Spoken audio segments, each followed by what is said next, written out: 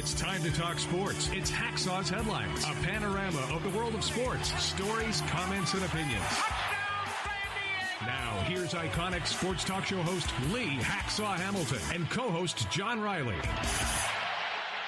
Who wants to talk sports on a Thursday? We do, you do. From the DIXIELINE Lumber and Home Center studios in San Diego, heading towards a great sports weekend, we welcome you to our Thursday podcast, Hacksaw's Headlines. Good afternoon, everyone. This is Lee Hacksaw Hamilton, along with my co-host, the venerable John Riley. I'm broadcasting from my cottage in the northern Adirondacks in upstate New York near the Canadian border.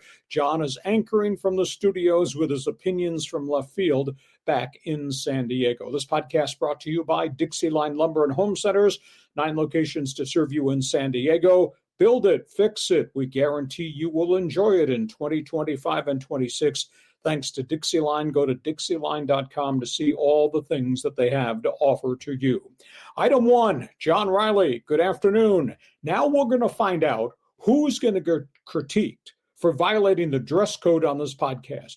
John Riley is garbed out in Philadelphia Philly gear. Can you believe that in Southern California? I am wearing anything that keep me warm because I woke up this morning at my cottage in way upstate New York. It was 27 degrees. You couldn't believe the frost outside. You can't believe how chilly my cottage was. So that's why we're both violating the dress code, but I tend to think the guy from left field in San Diego co-hosting this podcast really deserves a little bit of heat. How you doing? I'm doing well, man. We just talked on Monday, and it looked like a summer day, and you're over your shoulder, and now it looks like like you're in Green Bay, Wisconsin, or something. It is absolutely amazing. We're going to go a lot of different directions on this podcast. We're going to work our way towards the first pitch of the Dodger-Philadelphia Philly playoff game that's coming up on the West Coast. So, plain and simple, John. When we're done with topics on the table, because we do sports talk the way it should be done.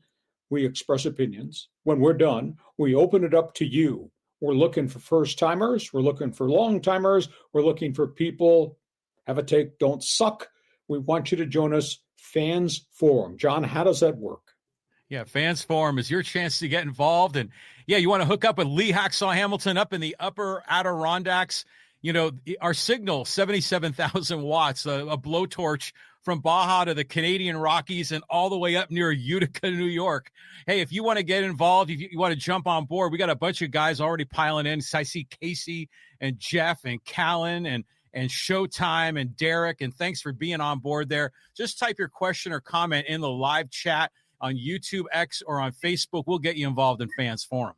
We'll try to get as many Fans Forum comments as well as social media comments before we wrap up this podcast to make way for Dodger-Philly playoff baseball. The playoffs have been spectacular. John, let's get started, and we'll start at home plate at Petco Park. That is topic 1. Where do you want to go? Yeah, I mean, we're going to start with the Padres. I mean, there's a lot of chirping going on in social media. All right, let's just ask this question. Great headline you posted there. That is the composite record of General Manager A.J. Preller in his 11 years since he took over as GM. They're below 500. However, by virtue of all the wheeling and dealing, they've made baseball, Petco Park, destination point, gas lamp quarter. This is vibrancy. This is exciting. But at the end of the day, the record is 816 and 870.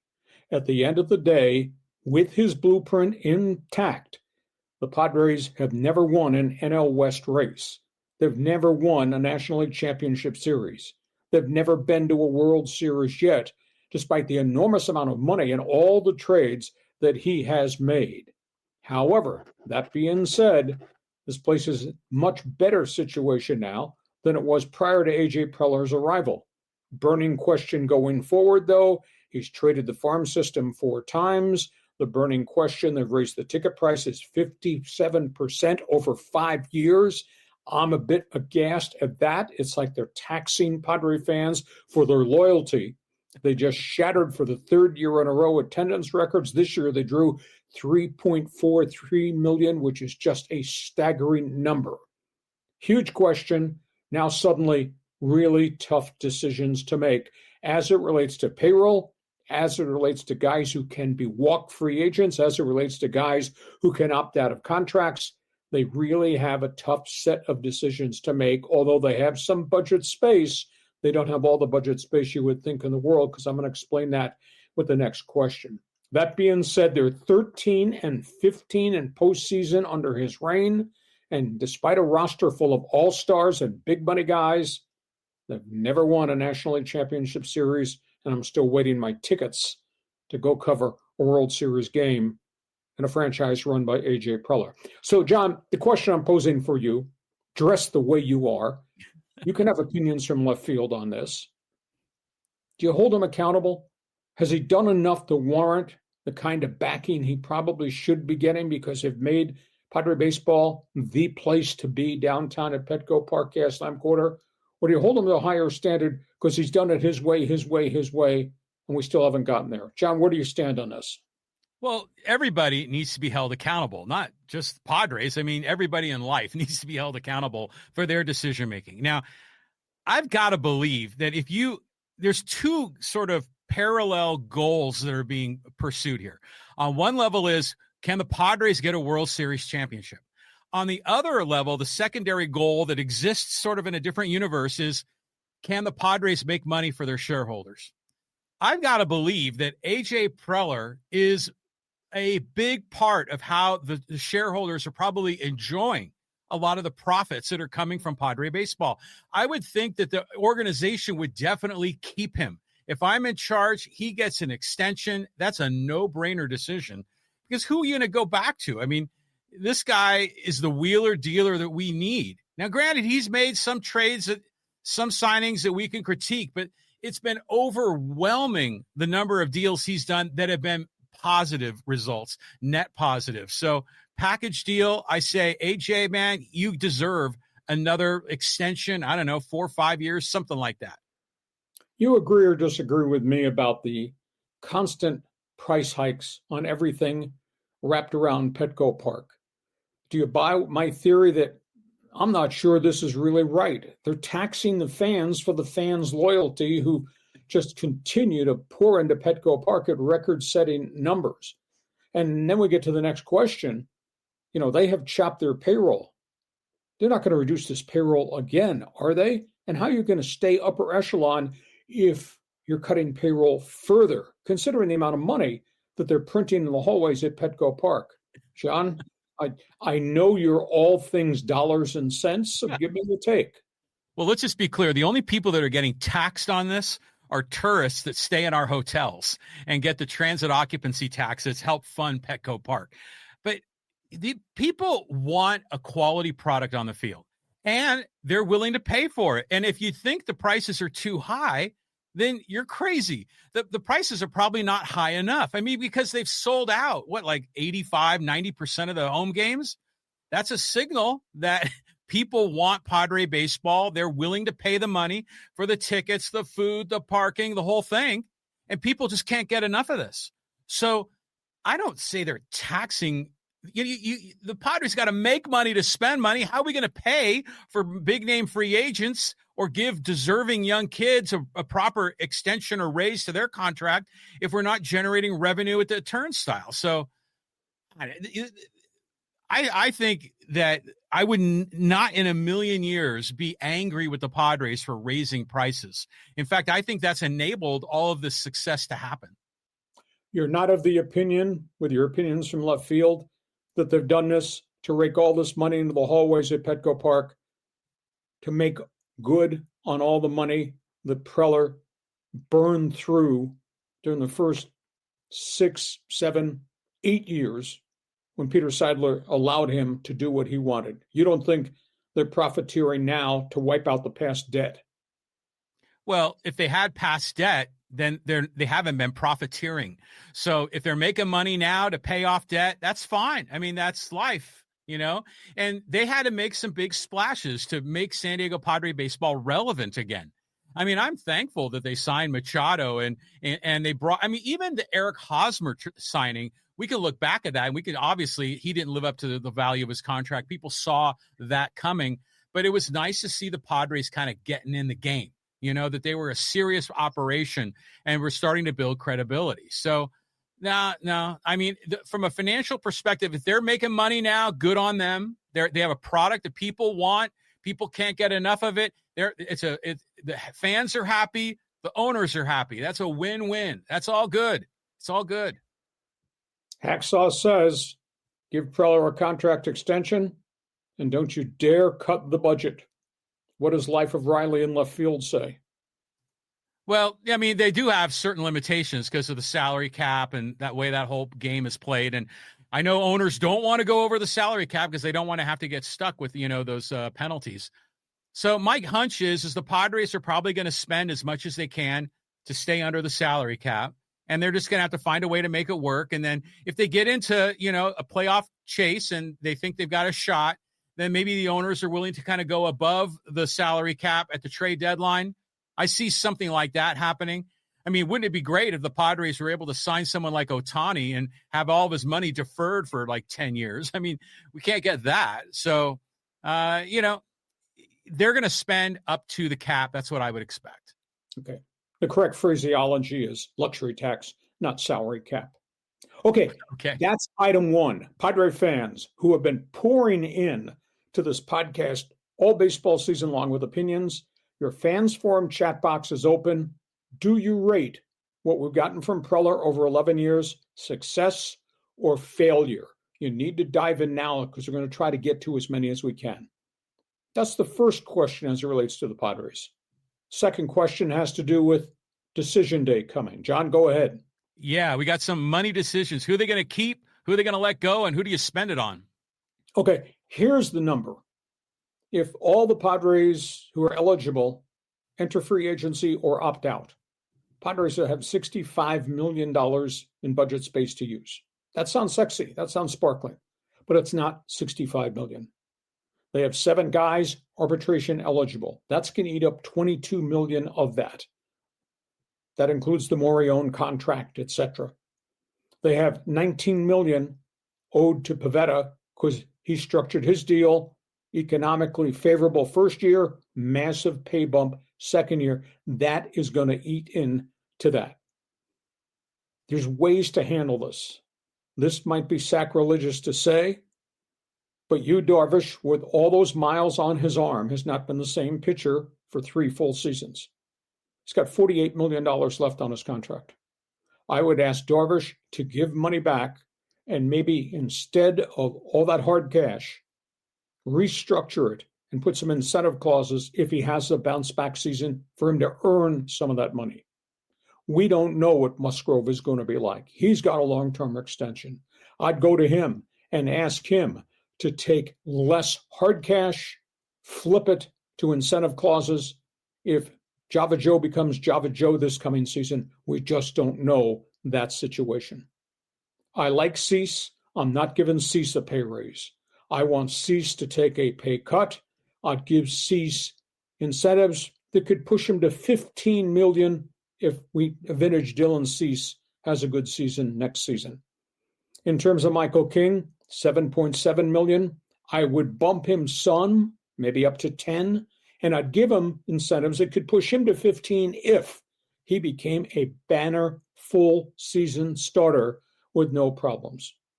Tough call on Suarez because you do have Mason Miller.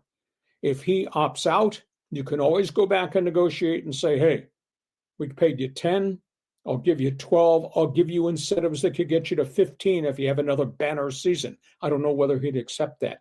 But what I'm trying to do is creatively create money, back-end load it, if you will, if these guys have superb seasons that put this team maybe in the World Series. I like Arise, but I'm not bringing Arise back at $14 million. Let Arise go. Creatively, with money left, go find some type of bat with power. First baseman, maybe left fielder. I would trade Campusano. I would go back abroad and see if they can find another gem of a pitcher in Japan, in Taiwan, in China. Historically, boots on the ground, Preller has found guys who've come in and been very productive there.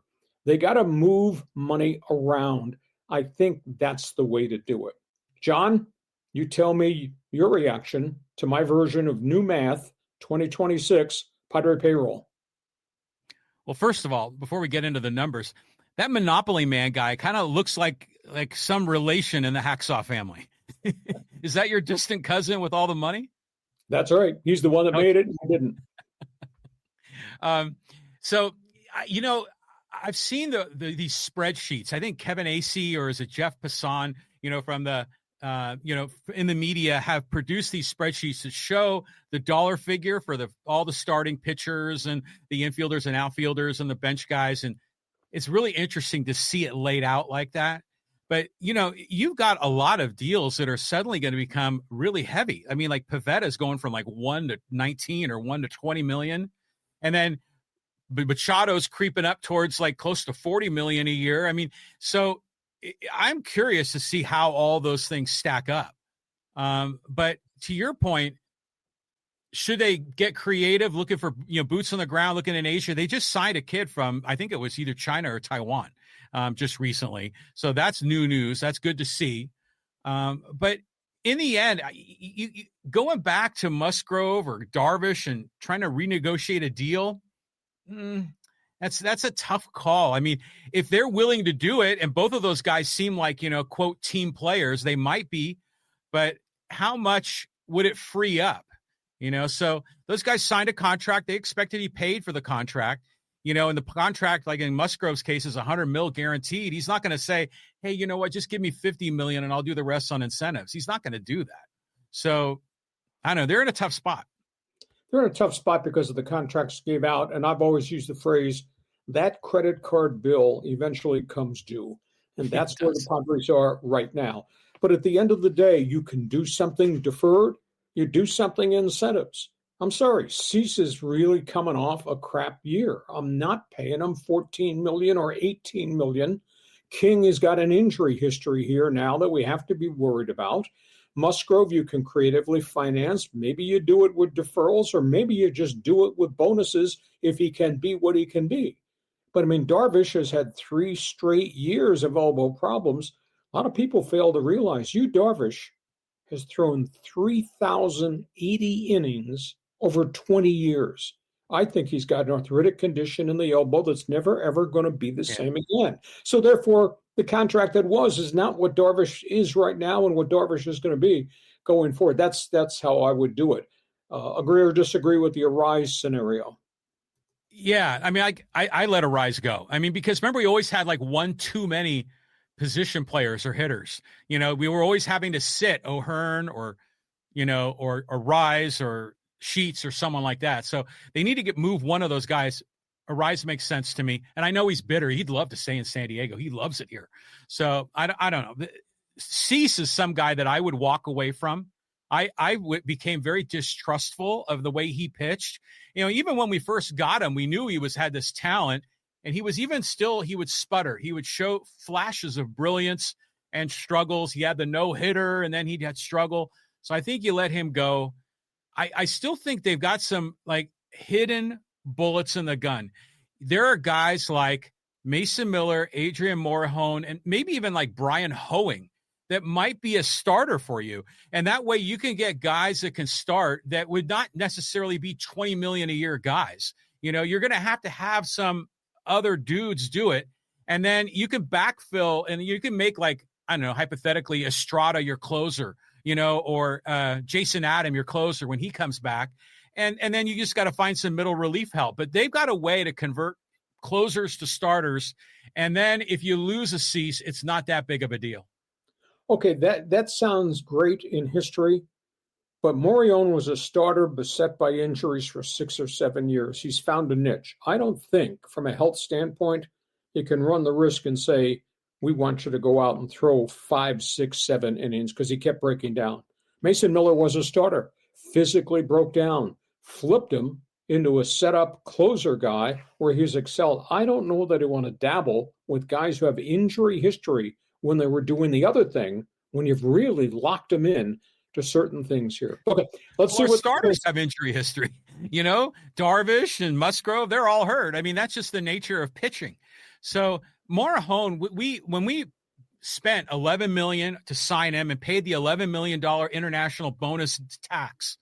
That's a $22 million investment. You don't expect that for like a seventh inning high leverage reliever. I mean, you want that dude to be one of your core 5 starters. So I don't have any problem with like converting some of these guys up to be starters.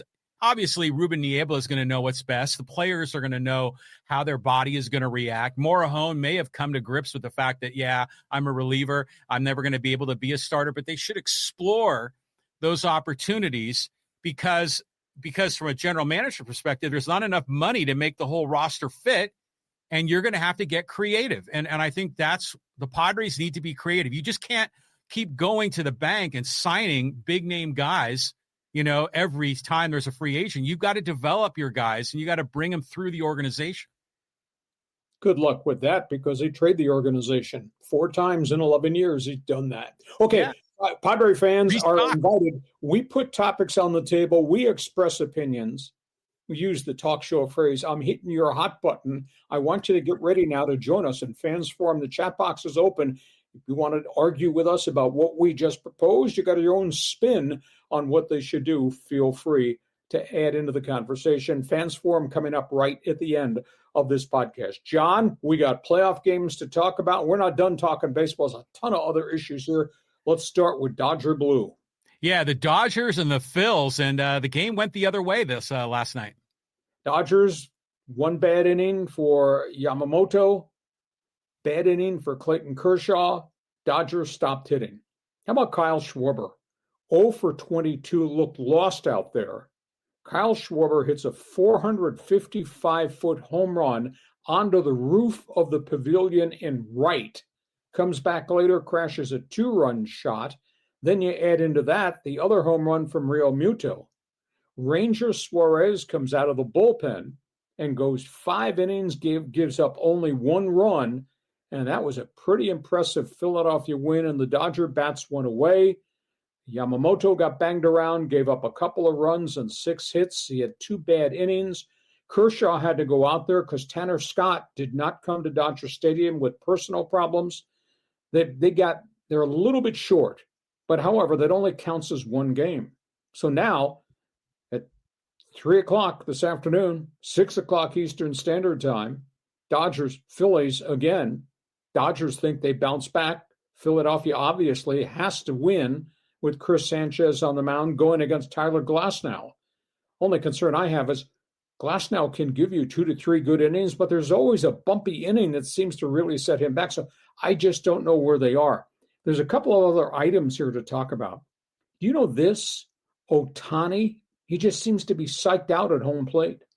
John, he's 1 for 14 with 7 strikeouts in the series against Philadelphia's starting pitching. So this is going to be fascinating to see if this is a bounce-back game or whether this thing goes back to Philadelphia for Game 5 on Saturday night. And by the way, if the Dodgers lose tonight, they give Ohtani the ball to go back into Philadelphia to pitch in critical Game 5. What a great series. But boy, this roller coaster with Dodger baseball. Wow. Go ahead. Yeah, the road teams won 3 in a row. So this is an interesting series. I was hoping for fireworks in this series because these 2, monster teams facing each other.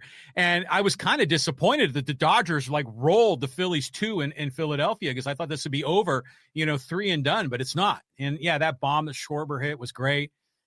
How about Clayton Kershaw? What the hell happened to Clayton Kershaw? We always are all these accolades. He's great, first ballot Hall of Famer. And the dude, you were getting on Manny Machado's case about his postseason success. Kershaw doesn't have much of a leg to stand on there. Well, the only thing is, because I went back and checked it this morning, Kershaw, career-wise, postseason, 13-13 as a starter. That's not bad. 4.36 ERA. Now, when he's had to pitch out of the bullpen in postseason, he hasn't done very well. But at the end of the day, he's still a Hall of Fame pitcher. And he had no command last night. I give him credit. He stood there and he answered every question in the dugout, whereas Machado glared and stared and was very condescending after finishing up another crap postseason playoff series. But that's history. Tonight's a brand new night. And if there's a Game 5, Showtime is going to get the baseball in Philadelphia Saturday. How about that? Oh, yeah, it's going to be great. I mean, I hope it does go 5 and goes back to Philly. I think that'd be unlikely. I think the Dodgers are likely going to get their act together, and they're going to find a way to go through. But I just want to say this. I mean, did you see the part of the story about how when the Phillies left Philadelphia, they only packed one uniform, and they packed the road blues, the powder blues, with this Phillies logo, which I love. I mean, it's like the Luzinski, Mike Schmidt era, back in the day. And I think it's great. I think it's one of the best uniforms of baseball, don't you think? The area code is 215 in case people show up with a moving van and ask you to leave San Diego and exit this podcast. The area code is 215 if we have to have your mail and your stuff forwarded on. Okay, we go from Dodger Philly. Let's talk about the other playoff series because they've been pretty electric baseball, some lopsided baseball, and some surprising baseball, John. Yeah, like there's a lot going on here. Here's the big board. Big board. New York Yankees are on vacation. Holy cow. Talk radio in New York is melting down. The sports teams are on the front page of the tabloid newspapers. The Yankees, with all that payroll, just betrayed Aaron Judge. Nobody but Aaron Judge hit in the playoff series to Toronto. And the Blue Jays were just relentless. They went out there, they swung sticks, and it was Vlad Guerrero, and it was a whole number of other guys led by George Springer. Nathan Lukes got some pretty gritty pitching. The Yankee pitching fell apart. I went back and looked at the batting averages of that lineup. Judge hit 500 in the postseason for the Yankees against the Jays and the Red Sox. Everybody else hit a combined 190. Stanton disappeared. Bellinger did not hit. Trent Grisham was hitting in the 130s. The left side of the infield was a mess. And the New York pitching staff was just in disarray. Aaron Boone has taken so much heat. So the Yankee season is over. Toronto just moving on. Seattle, Detroit. This is a kind of a screwball series. Now it's best of 5 on Friday night, game 5. Winner goes on, loser goes home. I keep wondering, where are all the Seattle bats at this point? Because we've not seen hardly anything from Naylor. I'm looking for Suarez to come up with back-to-back good games. Julio Rodriguez is kind of MIA the last month of the season and now into postseason. They're just not hitting. And their bullpen has kind of fallen apart in Seattle. Now they do have good starting pitching. And here's a weird angle to a story. Detroit's young guys, the Riley Greens, the Colton Keiths of the world, they've been hitting home runs, not consistently. Detroit today terminated both their hitting coaches, told them they're not coming back next season. And they're in the middle of the playoffs getting ready for game 5 of the series. My heart says there's no way that Seattle should lose at home, but Seattle's already lost at home to the Detroit Tigers. So game 5 is on Friday. And you got Milwaukee and the Chicago Cubs. I just don't think that the Cubs have anywhere near enough starting pitching. And they're going to give the ball to Matt Boyd again. And he's really tailed off since the middle of the season. Imanaga's not the same guy. Outside of Jameson Talia, nobody's doing anything on the mound for the Cubs. And Kyle Tucker coming back from the calf injury, he's just not hitting in the games he's played since he came off the disabled list. And Peter Crow Armstrong, he's not hitting for average. He does still has power, but I think the Cubs are in trouble. And, Milwaukee is Milwaukee, and I think Milwaukee's going to find a way to win this series. So, John, what'd you think of the demise of the Yankees, the screwball Seattle series, and Milwaukee must be the real deal? Yeah, I think Milwaukee is the real deal. I'm happy for those guys, but the best part of that Yankees-Blue Jays series, especially last night in the Yankee Stadium, is just looking at Yankee fans in the stands and just in sheer misery. And then all the celebs that are out there, and they're just living and breathing on every emotional moment. And it's a lot of fun. It just reminds me of a lot of previous Yankees playoffs that never really went their way. But the Blue Jays definitely deserve this. I'm happy for them. And yeah, the Detroit Mariners series, interesting. What the hell, firing coaches in the middle of the playoffs? I mean, that's like something to do with Steve Fisher and the Michigan Wolverines. I think the correct term you're looking for in relation to Yankee fan was apoplectic. Yes. They looked like they were going to have a nervous breakdown sitting behind that dugout. It's great. I love it. The drama of playoff baseball is fantastic. I concur with you. Okay, that's all things baseball on the field. Unfortunately, we got to cover baseball off the field. John, go to the next topic on the table. Yeah, the next one, and here we go, the Angels and the Tyler Skaggs saga. Jury selection was continuing through this afternoon. They think they may have to go into Friday. The trial starts on Monday. 4 top executives of the Angel organization will be the first to testify in the Tyler Skaggs drug death. At the end of the day, the argument will be, did the Angels cause the death of the pitcher because their PR director, Eric Kay, who had his own drug problems, became a drug dealer to players in a clubhouse, including Skaggs? Or did Skaggs, a self-admitted addict, kill himself because he brought a drug problem with him from the Arizona Diamondbacks and it escalated when he got access to additional different types of opioids from the public relations director? I saw the witness list. It's staggering who's been asked to testify, including Mike Trout and Albert Pujols, including former manager Mike Scioscia, including Dan Duquette, longtime baseball general manager. Led to believe a team doctor has been subpoenaed and deposed and will have to testify along the way. This story is going to be dark. It's going to be ugly. At the end of the day, the burning question, and I'll pose this to Angel fans, do you blame Skaggs for his own death because of who he was and the fact he lied and he continued to do it when there was help out there through the Players Association? Do the Angels bear responsibility because that employee of theirs was the one who was dealing drugs, even though he had his own personal drug problem? The Angels tried to help Eric Kay through. This is deep. This is dark. This is a terribly sad moment in the history of Angel baseball. John, you're at the podium. Give me your opinion. You know, I was just thinking as you're going through all that, if this has happened in baseball with any other player or even in any other sport, and I'm trying to think of similar cases of an active player that died of an overdose, and I'm thinking of Len Bias. What other examples are there? I don't think there are that I can think of just off the top of my head. Bias died before he ever got to the NBA. He died of a cocaine overdose after the Boston Celtics had drafted him. He died between the time he was drafted and training camp opened. I mean, obviously, there have been other players who have done drugs and had a bad outcome, but we've never had this type of litigation. And the Skaggs family is suing Artie Moreno and the Angels for $789 million.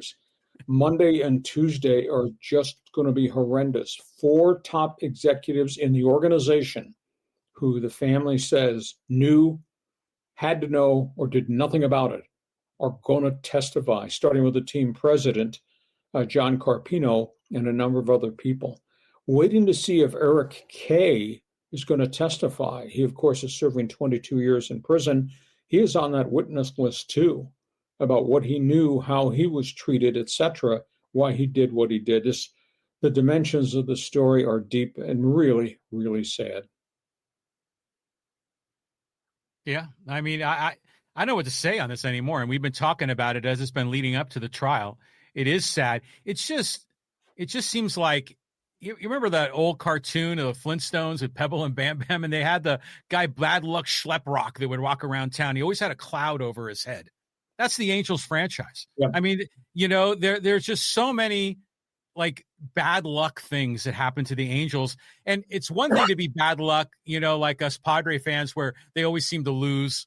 But this is bad luck where people die. And I just kind of wonder if Artie Moreno thinks that, you know, did he curse the franchise? I mean, it's almost beyond reason. It's almost like voodoo that's going on there. Well, the human tragedy about Angel baseball goes way before Artie Moreno bought the club. Goes back to the Autry era. Goes back to the shooting death of Lyman Bostock, the tragic death of Minnie Rojas, the terrible, more recent death of the number 1 draft pick pitcher, Nick Adenhart, who was killed by a drunk driver, to where we are with Tyler Skaggs.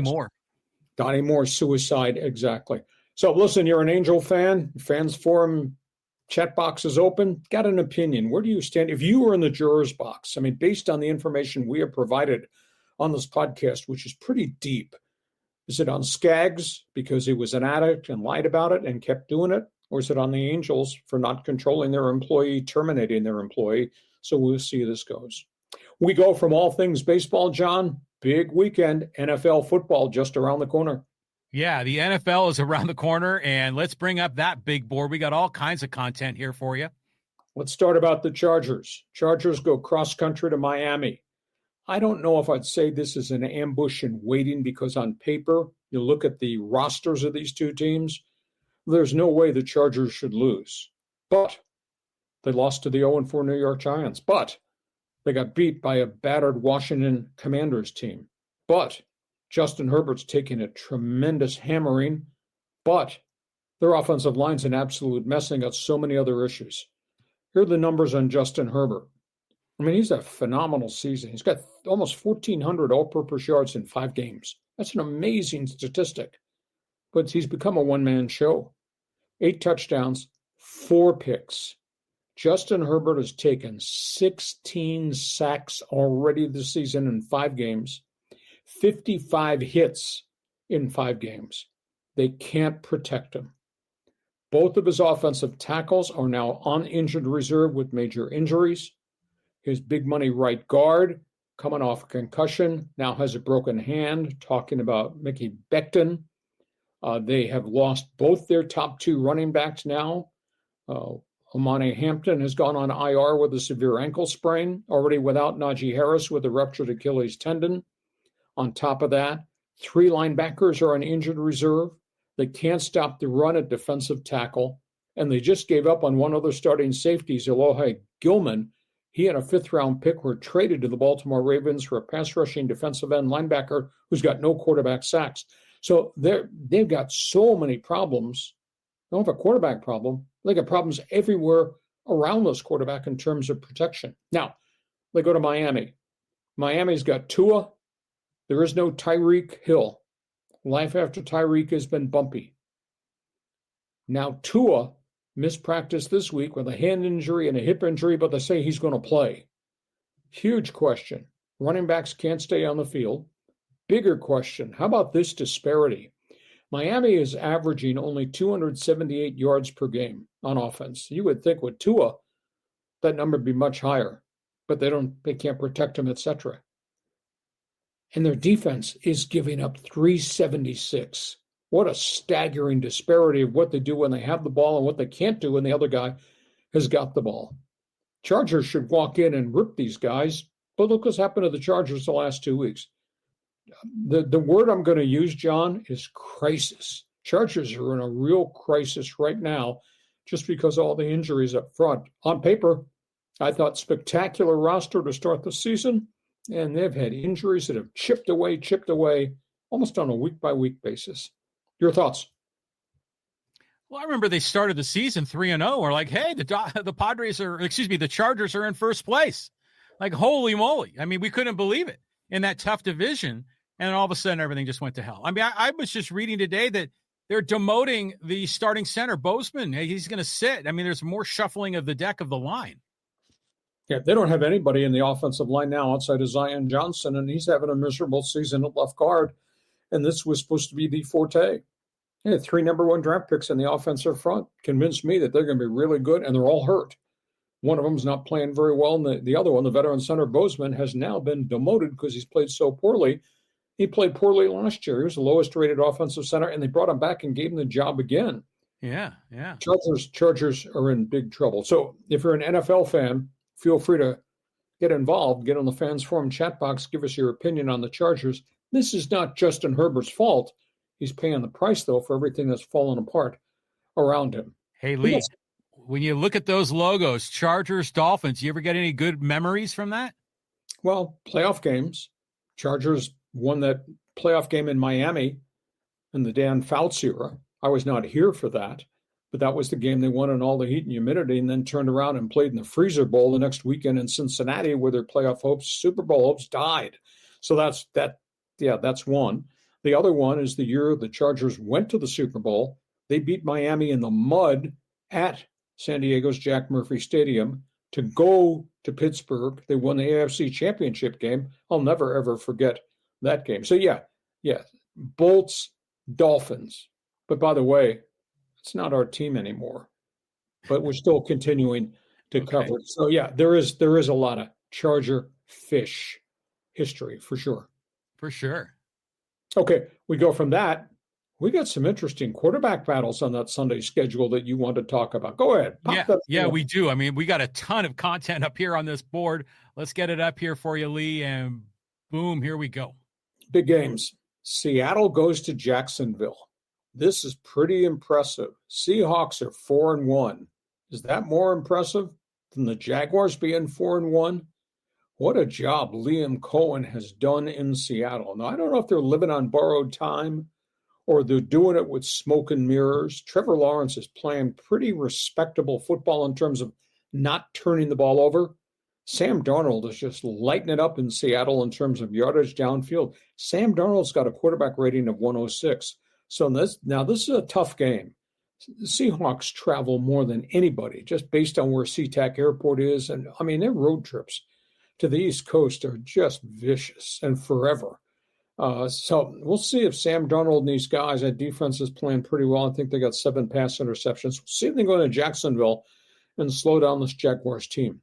Second game is the 49ers, Tampa Bay. Mac Jones has now had 3 really big-time games in a row, and he's going to start again. How the hell Seattle's doing this with all the injuries? And Christian McCaffrey is not running up massive numbers. This is pretty much Mac Jones' journeyman quarterback's accomplishments.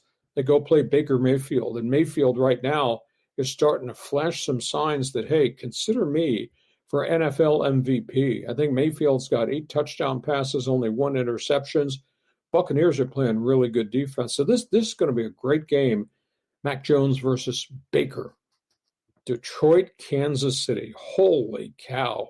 You're just looking at the storyline here with the Lions. Jared Goff is having a phenomenal season. They're averaging like 403 yards per game on offense. Mahomes is doing a lot of good things, but they are still struggling. You know, if Kansas City loses on Sunday, they're going to be 2-4. Man, that's a big hole to have to dig out if you think you're still an elite team in the AFC West. So you got two red-hot quarterbacks, but the Chiefs just at this point don't seem to have enough around Patrick Mahomes. The other football stories there, Dallas Cowboys. Now, he flashed an obscene sign at the New York Jets fans last weekend after Dak Prescott threw his 4th touchdown in the game. An obscene sign with his middle index finger. And he can't tell me that he did that saying, we're number one, we're number one, we're number one. You got fined $250,000 by the NFL for that. Meanwhile, in Arizona, the Arizona Cardinals fined their coach, Jonathan Gannon, $100,000 for racing up the sidelines and physically assaulting one of his rookie running backs who was showboating after a 72-yard touchdown run and dropped the ball at the 1-yard line going in for what should have been the game-winning touchdown. Turned out to be a devastating touchback and an Arizona Cardinal loss last weekend. Gannon lost his mind on the sidelines. And because of the physical confrontation and what he said in the postgame press conference, his own club docked him $100,000. Gannon's got all kinds of injury problems on a team, and now he's got Kyler Murray's gotten hurt. Meanwhile, in Cincinnati, you need to explain this one to me. John, you're the smartest guy on this podcast, right? Yeah. Oh, you're admitting it now. You have to show me your driver's license. You're the smartest guy, right? Okay. I want to see your GPA on your driver's license. Here's the story. Cincinnati, desperate for quarterbacking because Jake Browning had thrown 8 interceptions since replacing Joe Burrow. Cincinnati trades a 5th-round draft pick, a 5th, which people hardly ever do, for a 40-year-old Joe Flacco. Flacco has 2 practices and will be the starting quarterback for the rest of the season in Cincinnati. Just the way they do business in Cincinnati is so bizarre. And, of course, that whole situation it's really gotten out of control.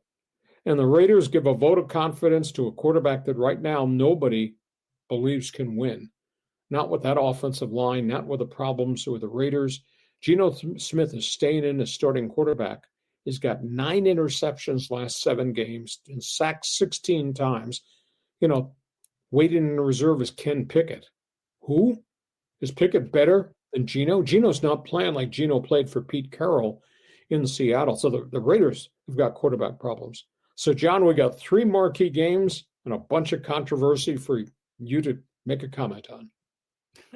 Well, I'm really happy for Liam Cohen. I mean, well, they're 4-1, and what'd you think of that play that Trevor Lawrence near the end of the game? He like tripped over one of his lineman's feet, fell backwards, got up, scrambled in, and Chris Jones just standing around with his like hands on his hips. Yeah, Chris Jones taking a lot of heat in Kansas City. He's not played real well, and he's making mega money. I mean, you're not going balls to the wall on a goal line play to win you the game. I mean, it's really absurd. I don't know what's going on in Chris Jones' mind.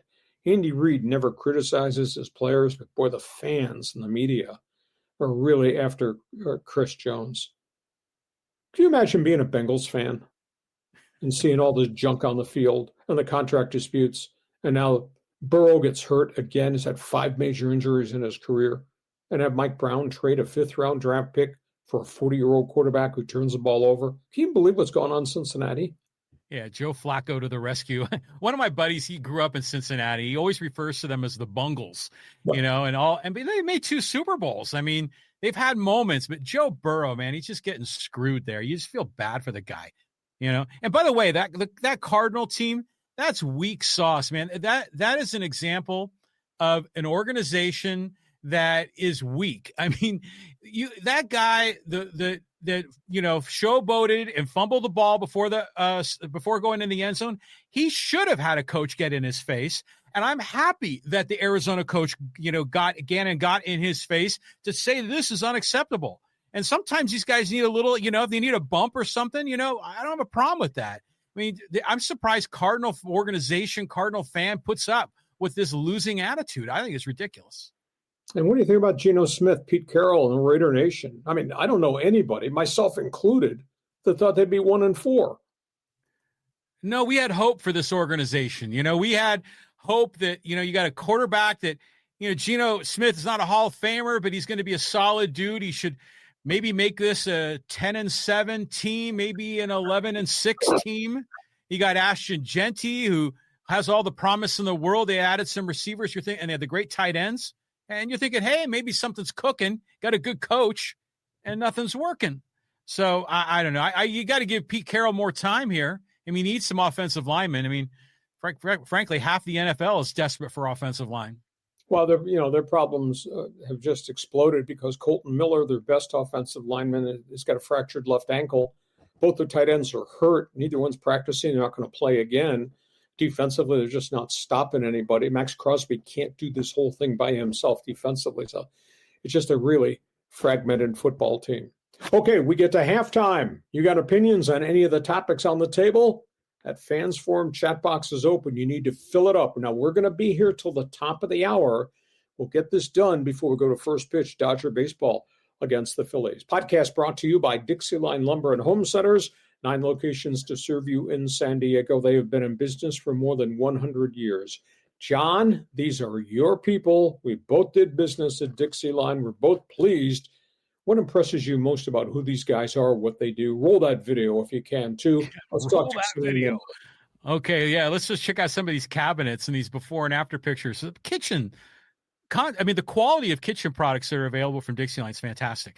You want to redo your kitchen, the countertops, the cabinets, your backsplash, you want to get all that cooking. DIXIELINE will help you. They'll even help you kind of, sort of map it out. They'll give you the drawings and then they'll get you all the supplies you need to make it happen. You can get your own contractor to do the work, but DIXIELINE will be kind of your point man, your quarterback to make that project a success. So, kitchen remodel, bathroom remodel, doors and windows. That's a big thing for DIXIELINE.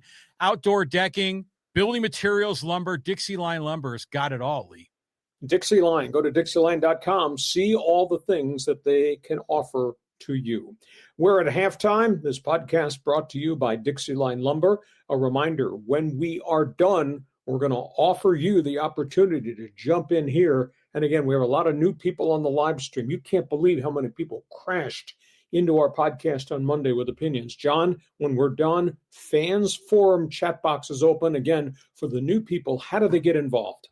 Yeah, and we're looking for new people. We got a lot of dudes are in the chat right now, but like some guys have like 8 different, comments and questions. I'm trying to cherry pick the best while Hacksaw's going through his headlines. But I see Ballpark Petzel and Mike and Angel and Lucky and Roger and who else is in there? Tomas. And I mean, there's a bunch of other dudes that I mentioned even earlier. They're all on board. They all have questions for you, Lee, about a lot of Padre Dodger commentary, a lot of Charger commentary in Fans Forum. Drop your take in the live chat in YouTube, X, or Facebook. We'll get you involved. Okay, just a reminder, when we're done, Fans Forum is coming up. And again, we're going to try to get to as many as we can, working on a bit of a tight schedule. And you also have to decide who violated the dress code on this podcast today.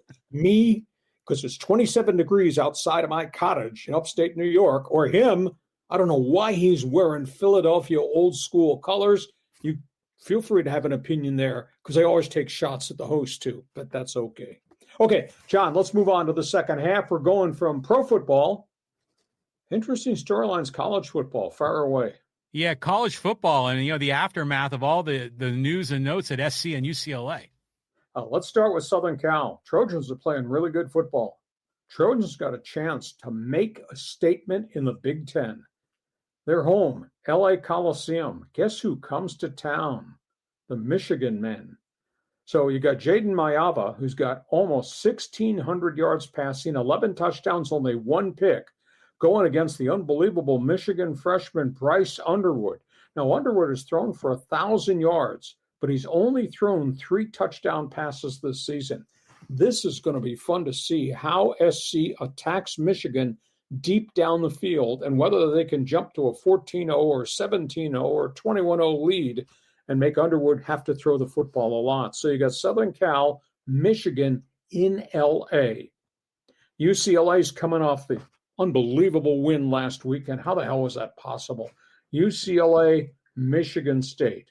Was last Saturday a fluke? This is going to be interesting to see if the Bruins can take the next step forward. Now, Nico Amaleava is just putting up gaudy numbers for UCLA, but he can't play defense, and he can't do it by himself. But he's got 1,286 yards passing and running, and he's got 10 touchdowns on the season.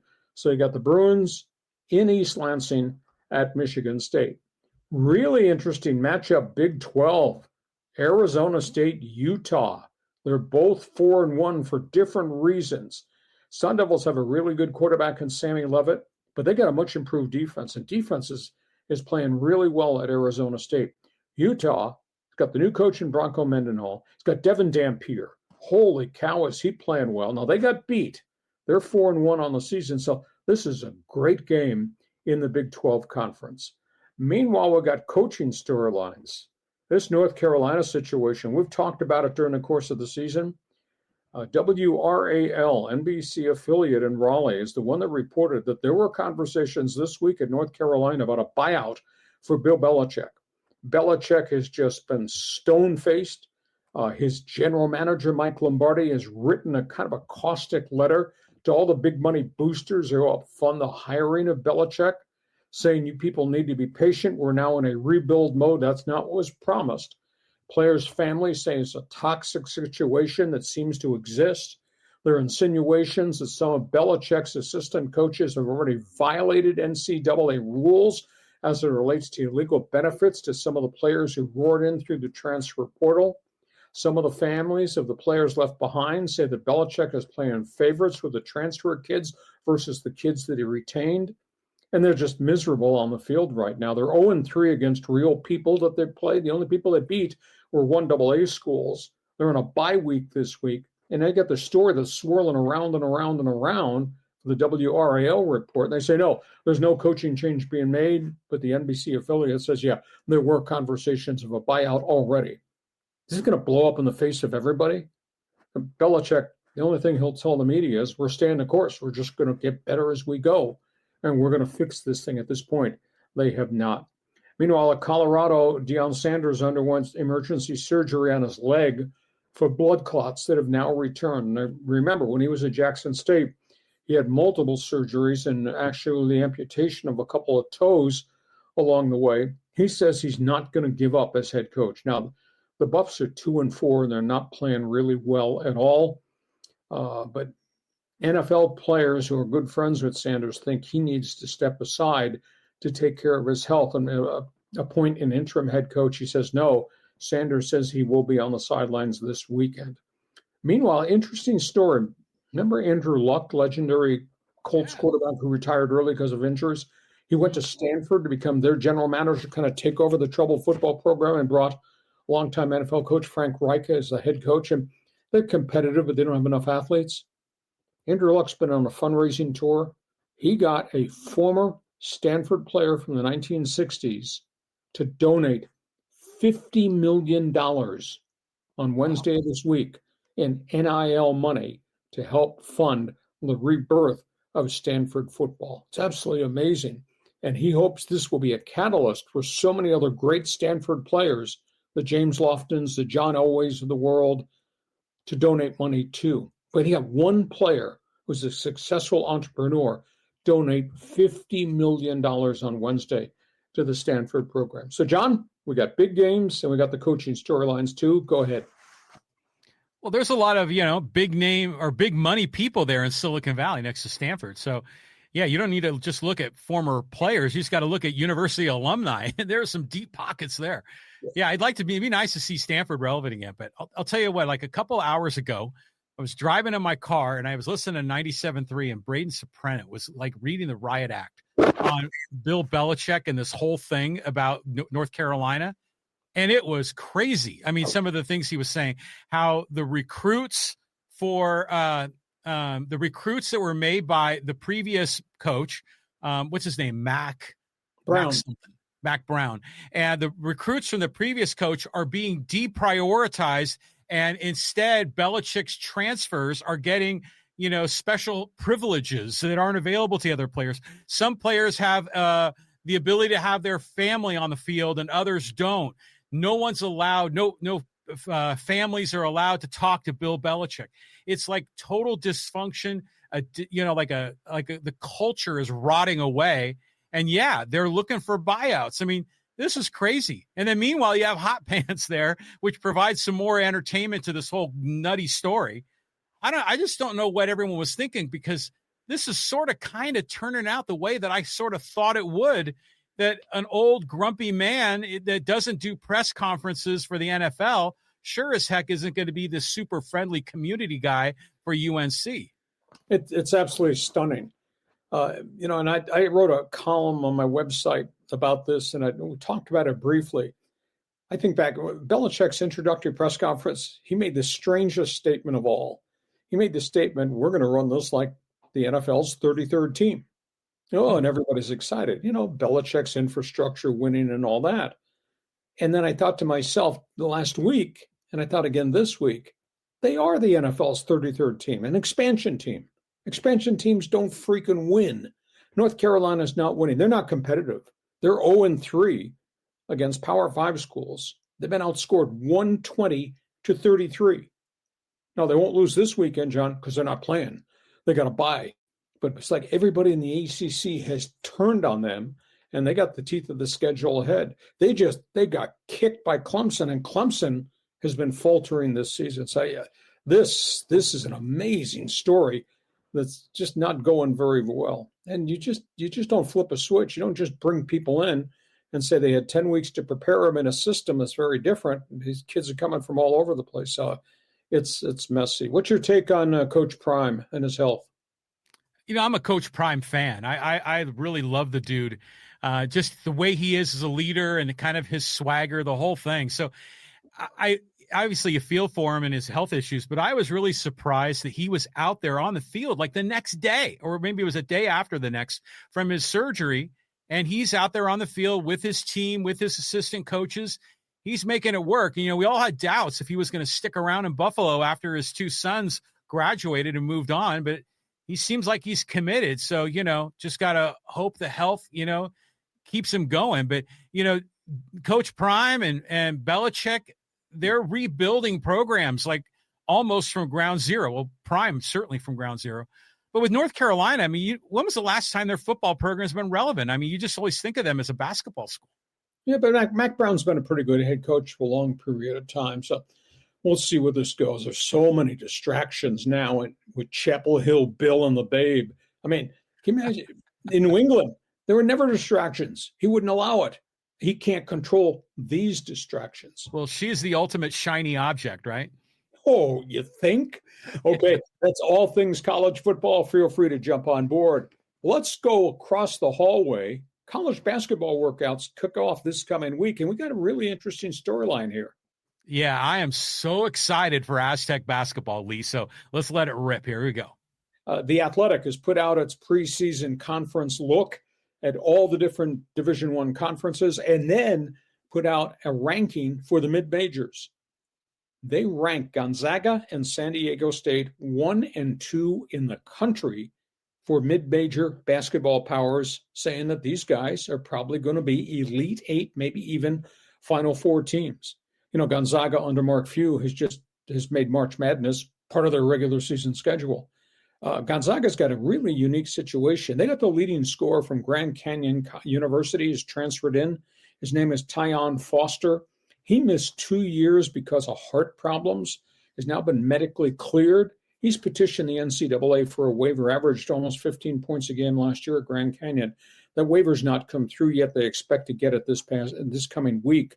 But boy, Gonzaga, if they add the leading scorer from Grand Canyon to go with Graham Ike, the big center used to be at Wyoming, to go with Braden Huff, to go with Braden Smith, to go with Adam Miller, my God, what a deep basketball team that would be. That's why Gonzaga is ranked number 1 in the mid-majors.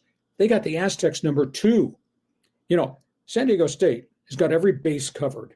You want experience, productivity, guys that have been there, done it. Well, you got Bird, and you got Guath, and you got Heidi, and you got Reese Waters coming off the redshirt injury season. You want young studs? Well, you got B.J. Davis, and then you got Compton, and you got DeGorville. And then, of course, the guys that come in, the transfers led by Sean Newman and Latrell Davis. I mean, they have every angle, every layer covered with great players. Brian Dutcher would tell you, well, we have to learn that we're going to play together. No, he teaches defense. Historically, there are no egos at San Diego State. So you got the Zags who are loaded, you got the Aztecs are loaded, and basketball full-scale workouts begin this coming week.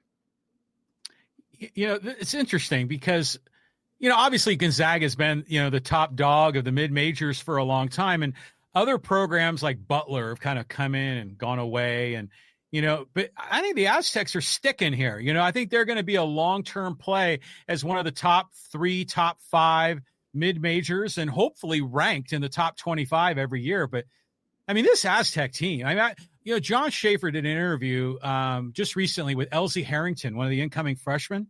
What a mature young man he is, you know, and he understands what his role is with the Aztecs, and he wants to learn. He's committed to playing defense. He knows he's not going to necessarily be, you know, the guy with the ball all the time. I mean, they're recruiting good character guys with the Aztecs. That I think this, if the Ducks or how do they say the stars align, the Aztecs could go deep into March. I think they have that kind of a team. Well, I think the wild card question is, how soon will Guath be ready to play? Because he's not going to start camp. And they're saying the end of October and November, and they're going to have to ration out minutes, et cetera, and hope there's no flare-up with the knee situation. But that's the only question mark they have, and that's a good coaching staff. And you're correct, John. I mean, they recruit good kids who are not bad dudes, and they really play the system. So this is going to be fun looking forward. And, of course, they have the scrimmage against UCLA, but I wouldn't weigh a lot there because we're not sure if the Aztecs are going to play all their kids or UCLA is going to play all their starters or we're going to rotate guys. So that, you know, that's one of the games coming up in 10 or 11 days, an exhibition game. So college basketball, feel free. How cool is that? Gonzaga, San Diego State, national recognition as the number 1 and 2 mid-majors across the country. Fans Forum is available for you if you want to shoot a three-point shot and don't airball any questions. Okay, we go from that. Let's talk quickly about NBA because we're just around the corner from the start of that. Yeah, the Lakers, the Clippers, they made some big additions to their roster. Who did best? Okay, here we go. So we got the Lakers. Now, we're, 10 days out from the start of the season? And LeBron James has not practiced yet, nor has the big guy. And that's kind of weird because we did not think there would be injury problems, and now there are injury problems there. So that's a huge question as to where the Lakers are in terms of getting all these new pieces to go with Luka and LeBron. Now, DeAndre Ayton played in a preseason game. He was terrible. He was on the floor. His team was minus 27 in point differential when he played. And this guy's supposed to be a rim protector. I'm waiting for LaRavia to come and show that he's going to be able to shoot the three from outside, because that's one of the things that he did prior. Marcus Smart's coming off an injury. They do think his history in Memphis and Boston, the kind of defense he plays. So if these guys are the right acquisitions, this is going to be a pretty deep basketball team. But this whole thing with Ayton, to me, I just find the whole thing really absurd, because he's no longer what he was when he was with the Phoenix Suns. In terms of the Clippers, you got Kawhi, and there's no doubt that you got a great center. But the question is, do you have enough to put around those guys? Because you got Harden, but he needs to have the basketball in his hand. You got Zubac. Zubac, I think, is really an unsung hero, and you got Kawhi as long as you can keep him on the floor. That being said, though, every one of these guys they brought in the offseason, look at their resumes. Brook Lopez, he's kind of cut from the same cloth that Zubac is. Beal, if they can keep him healthy, once upon a time with Washington was a pretty good scorer. Chris Paul, final reunion tour, still productive player.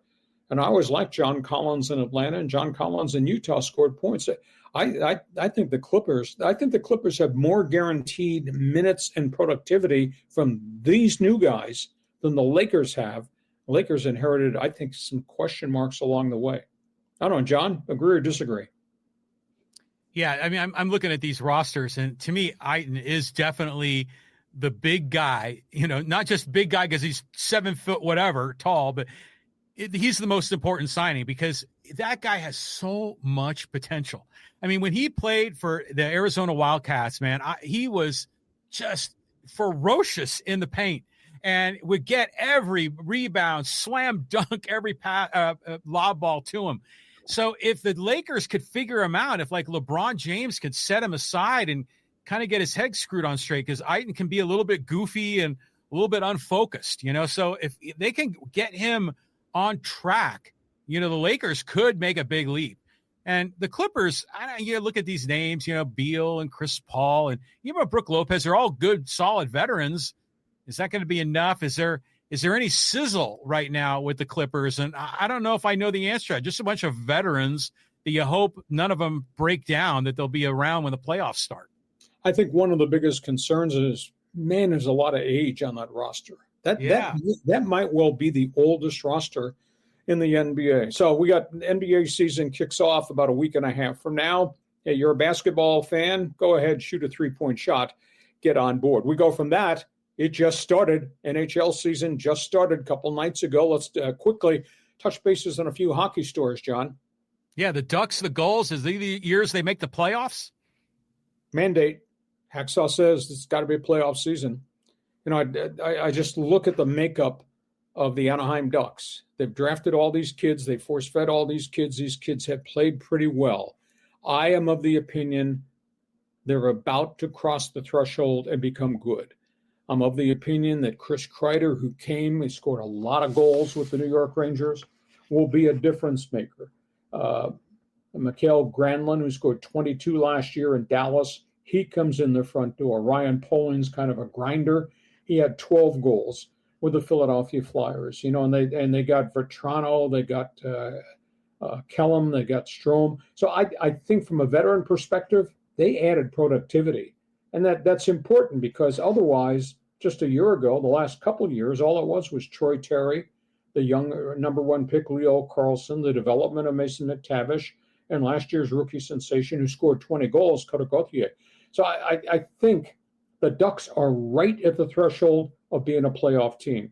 Like their defense, pretty young, led by the big money defenseman they just signed, Jackson Lacombe, and former San Diego Gull, Olin Zellweger. I think collectively that's a pretty good team. And Luka Dostal, who was down here with the Gulls for a couple of years, he became a star. That's why they traded John Gibson. So I like every aspect of what I've seen with the Ducks. It's just now time to make it come together, cross the threshold, and become a playoff team. In terms of the Gulls, they've really gone through a bad stretch of time because the Ducks took all the young draft picks and put them in the NHL well before they were ready.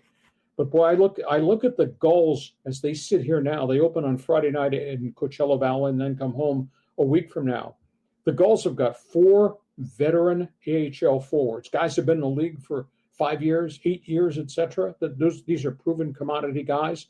Justin Bailey, Ryan Carpenter, Matt Phillips, who came from Colorado, Cal Barker. That's 54 goals from veteran proven guys in the American League.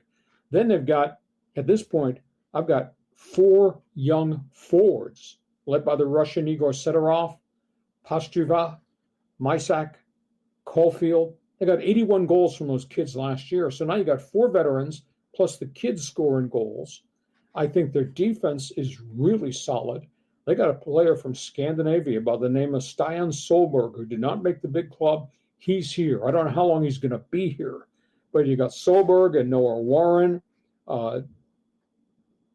Tristan Lunau, Hines, and their goaltending right now, I think is superb. They just got Detroit Red Wing goalie Ville Husso, who's played in the American League and has won a lot of games and has obviously played in the NHL.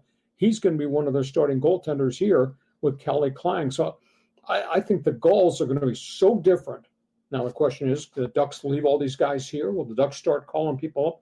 But at least coming out of the AHL gate, I think they got so many young athletes who've got a year under their belt who proved they could play here.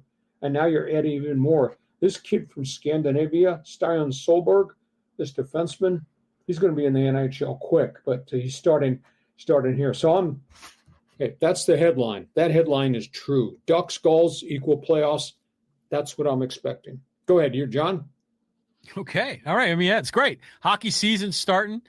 You know, I want to ask you, like, you're talking about let's talk about the Gulls specifically, because all their young talent was brought up to the Ducks, and you said they have 4 veterans, but what are the ages of that Gulls roster? I'd imagine they'd have like some guys that are right around 20 years old, and then probably some that are maybe in their mid to late 20s. Is that about right?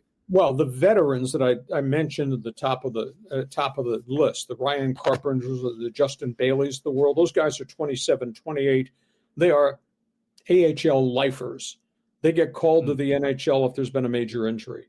But these guys are proven commodities here, and they're willing to play here.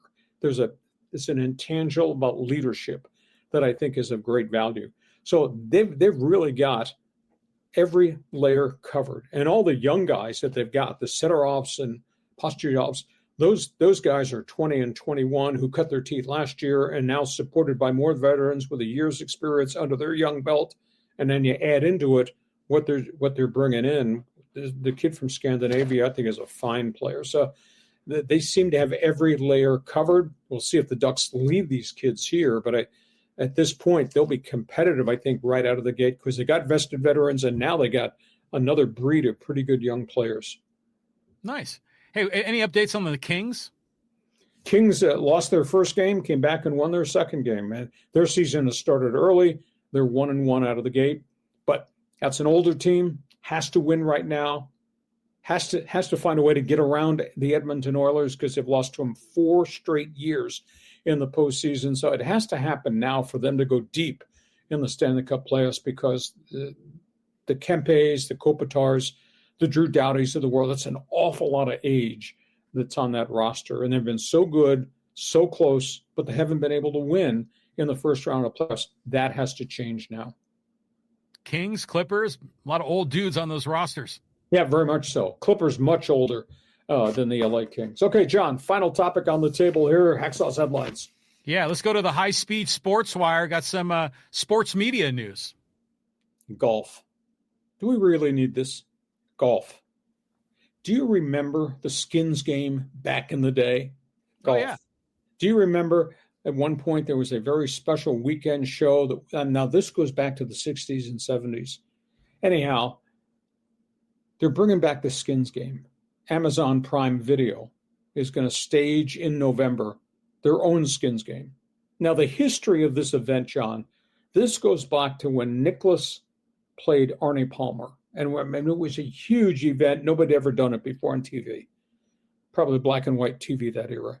And then it was followed by the next round of skins games, Tiger Phil.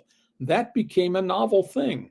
After a while, a little bit wore off, but it hasn't been on TV in recent time.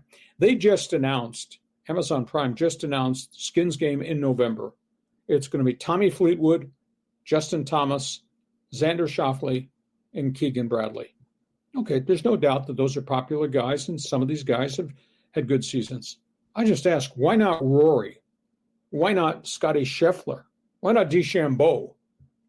So, do we really need skins game? If it's going to be skins game, shouldn't it be the hottest commodity guys playing for skins rather than this list of guys? So that's one story. Second story is this NASCAR story, the lawsuit over charters and the antitrust lawsuit. Michael Jordan and Front Row Racing have filed against the other 11 teams and NASCAR's France family, and it's going to court, and it's going to be bitter.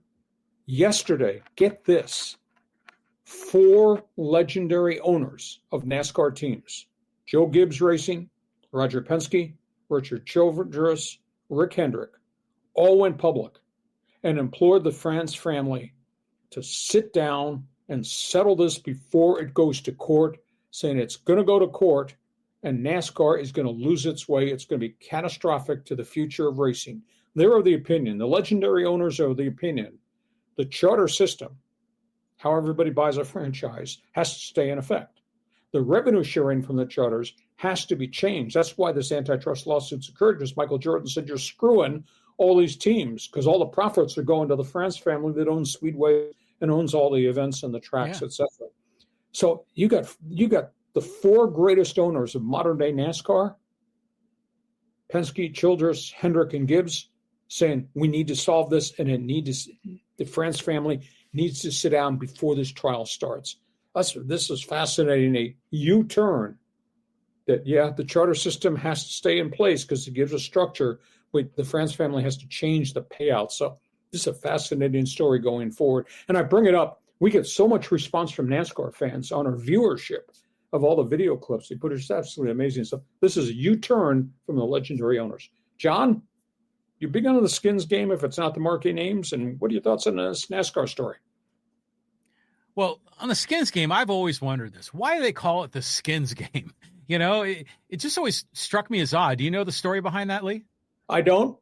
It's the first time in my life I said I don't know, but I'm sure somebody will send us some information. As you play hole, you win a hole with a value to the hole, and then the money transfers to the next hole, and you're playing for skins. I don't. Yeah. That's the best explanation I can give you.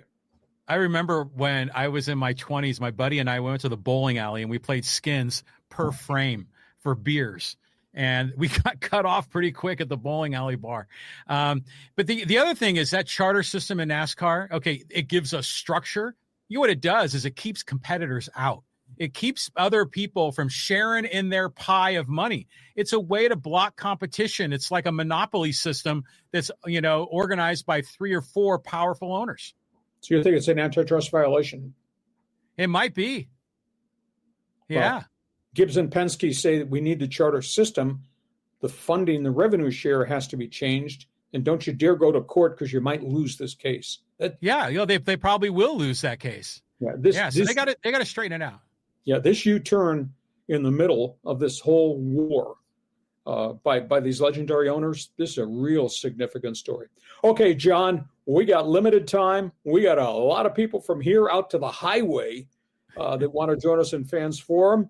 Podcast brought to you by DIXIELINE Lumber and Home Centers, 9 locations to serve you in San Diego. John, we'll take as many as we can in the next group of minutes. Fire away. Fire away. Okay, let's go I'm going to start from the top. We got a lot of different people on board, and here's one from Thomas. He goes, I'm a Dodger fan, and right now I'm thinking it'll be the Phillies in 5. I don't know that I could buy that. Both these lineups can scare you. There's no doubt about it. Philadelphia did not fold their tent, even though the top of the batting order didn't do anything in games 1 and 2. They were miserable. What Schwarber, Harper, Trey Turner did, and then Schwarber just went crazy.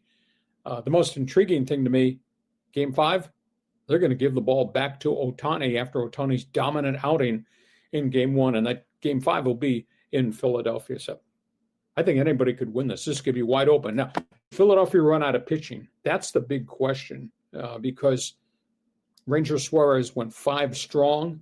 Nola gave him a couple of 3 credible innings, but they're throwing Christopher Sanchez now in this game tonight. So who's left that's going to be able to pitch if there is a game 5?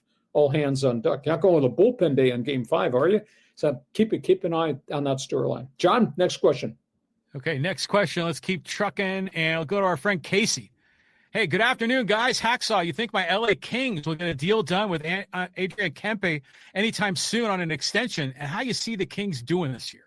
I think the Kings are a complete team. Got to stay free of injury. You know, they lost Drew Doughty for a large chunk of last season. He did come back towards the end of the season.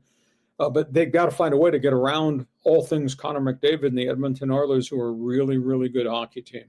But it has to happen. They've just got so much age, so much mileage on a lot of these players. And this is Kopitar's final season before he goes off into the sunset. So Kings are really good. Kings got a lot of firepower. Kevin Fiala has eventually, it took him a while, has really evolved into a very trustworthy goal scorer. But they got to stay free of injury. But if anybody's going to topple Edmonton, it's probably I think the Kings have probably got more firepower than anybody. I think Kings have more firepower than Winnipeg. Vancouver is no longer what Vancouver was. Dallas is scary, but Dallas has lost some players too there, and they got some injury situations. So Kings are right there. All right, John, next one. Next one, keep rolling. Let's go here to Scott. Machado's no leader, and neither is Tatis. This is like a common theme, by the way. Until someone steps up in that role, it will never happen. Well, at the end of the day, it's a long grind of a season. There's no doubt that in the season, the kind of numbers that Tatis puts up say star, and there's the kind of consistent numbers that Manny puts up say legendary superstar. Although what he did the last 2 months of this past season, he hit 206 in August and September. He's been paid a lot of money, and then he did absolutely nothing. What is he, 1 for 12 in postseason, most important time of the year? Some guys wake up and they're old men, but they haven't won. That's the thing. They haven't won in postseason, and that's the most important time of the year. Have they done magnificent things regular season? Yeah. Under AJ, yes. But they've never won an NLCS, never been to a World Series, and that's where you mark the greatness of your franchise and the greatness of your players on the franchise. I just have reservations. Have they shot their bullet? And John laughs at me all the time because I say the window to be good starting to close. Yeah. And maybe it's closed. I mean, they got holes in his pitching staff everywhere, and they're going to have some limitations financially too. And then when Tatis and Machado aren't playing well and Cronenworth's not playing well, I mean, the big money guys went a combined 4 for 44 in this playoff series where they got sent on vacation. John, you got a response? Well, yeah, Tatis is definitely not a leader. I mean, he's like Will Myers, you know, he's just a young kid and having fun. He got a lot of talent. Machado's a leader, but in a different way. You know, he's not a cheerleader by any means, but he's like the tough guy leader, you know, but like we've been saying, you need more than that, you know, and honestly, you really want the leadership from Schilt. I mean, ultimately, that's where I've kind of liked some of the things I've seen from him, but you would hope that, you know, we talked about how the Dodgers usually sign character guys for the most part. So we talk about Brian Dutcher doing the same thing as San Diego State. I mean, so you got to add some of those dudes, and there are a lot of those dudes that are already on the roster. I mean, Musgrove is the classic example. So what can they do to, you know, is it a leadership problem, or do they just need to play better? I mean, in the end, that's what it's all about. So yeah, it's a confusing time for Padre fans. Tell you what, November going to the winter baseball meetings, December, they're going to have to add, and they have to move money around. They have to figure out a way financially to make this happen. Okay, John, let's move on. Okay. And here goes Robert. He goes, John, you're a Padres, Dodgers, Giants fan? Now a Phillies fan? Hacksaw would say back in the mighty 690 extra 690 days, you're like a flag. You're waving the other way. Hey, Robert, he stunned me because he's always given me heat for what I wear on this podcast. Now I have an explanation today because it's 27 degrees outside my cottage in upstate New York. And yet I came to work, but came to work prepared for cold weather. But yeah, John's a flag waver. He just kind of, Comes and goes, comes in, but that's okay. He's done a great job on this podcast. If you like it, great. He created it. If you don't like it, blame him because he's the reason I'm doing this podcast. Okay, let me set the record straight. First of all, Robert, I am not a Dodger fan. Okay, I mean, I remember my mom talking to me when I was a little boy. He says, we don't like the Dodgers and we don't like the Rams and Lakers, but we really don't like the Dodgers because I grew up as a Giants fan and then came down here to San Diego, went to college, became Padres. But I'm wearing this Phillies hat. Obviously, I'm poking Dodger fans with this Philly hat, and I think it's fun. But the other part of it is I love this uniform of the Phillies, you know, this maroon, and this type of the P logo and those powder blue road unis are one of the best uniforms in Major League Baseball. And we saw them last night. We're going to see them again tonight. So I want the Phillies to win tonight because I want to see this thing go game 5 because there's 2 big teams with tons of big hitters.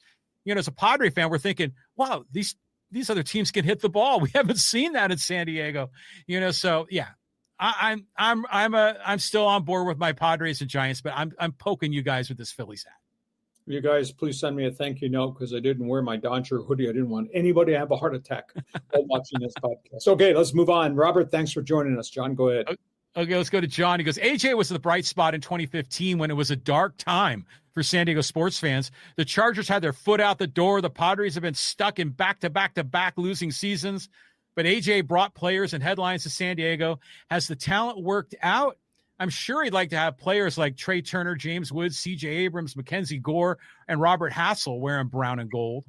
Well, his currency is the farm system, and that's the way he does his business. But at the end of the day, we have had 5 years of just unbelievable Padre baseball at Petco Park. And the record attendance speaks volumes of the methodology that he uses. However, that being said, when the wife has the credit card, the bill does come due. And the bill has come due now because he has no farm system again. And he's got all these older players with still big money contracts that he's going to be on the hook for. And an ownership group that's trying to pay off past debts and recoup money lost. And it's a tough call. This is going to be a really interesting November and December. But at the end of the day, the reason Petco Park rocks is because of what A.J. Preller has done from a baseball standpoint. So, as I said at the top of the show, I don't want to hear anything about reduction in payroll, and I don't want to hear anything about changing leadership at this point in time. However, his creative genius, he's got to go find pitching. And he's got to find either a first baseman with a big bat or left fielder with a big bat. John, that's my summary. Well, did you see the letter from Padres owner John Seidler? Yes. That he published? And, you know, our weaknesses were exposed in the playoffs. I mean, my understanding is that Schilt is a lock to come back and Preller pretty much a lock. So they're going to be making changes to the roster, but I don't think there's any risk that A.J. Preller is going to be let go. I don't think so at this point in time. But they're going to have to move dollars around, and there are going to be some guys probably have to exit. But then A.J. has always had guys exit, or he's let guys leave or traded them away. So it's going to be really fascinating. John, listen, we were up against it. We promised everybody we'd make room for Dodger-Phillies playoff baseball, which is just around the corner.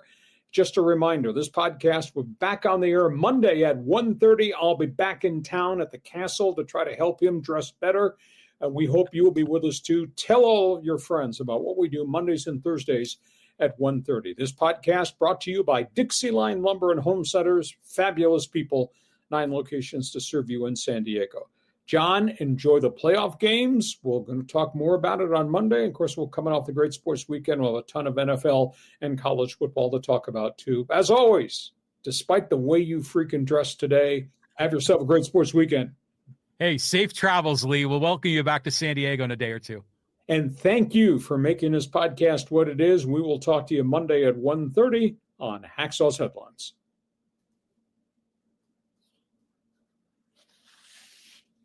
Join us again for Hacksaw's Headlines on YouTube, Facebook, and Twitter. And find the audio version on your favorite podcast apps. For more content, go to LeeHacksawHamilton.com.